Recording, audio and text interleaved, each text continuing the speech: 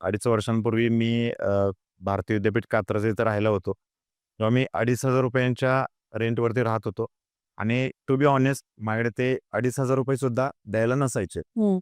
त्यावेळी सुद्धा मी असा विचार करायचो, की 2 वर्षानंतर मी 2 बीएचके सारख्या लक्झरी फ्लॅटमध्ये मला राहायचं आहे. जे की आज राहतोय. अल्मोस्ट 30,000 रेंट मी मंथली पे करतोय.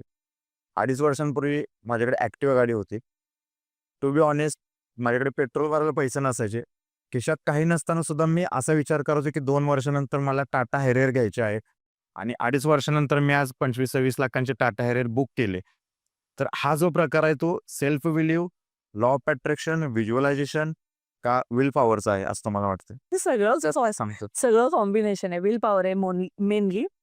तुम्ही तो मनात एकदा विचार केला आणि त्या दृष्टीने कधीच निगेटिव्ह विचार केला नाही किंवा मला हे पाहिजे काही करून, मग त्यासाठी जे करायला लागेल ते मी करायला तयार आहे.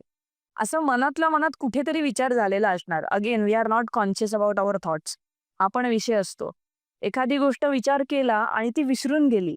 असं त्याच्या बाबतीत झालं, की ते पूर्णच्या पूर्ण तसंच्या तसं खरं होतं. असं तुमच्या बाबतीत झालेलं आहे.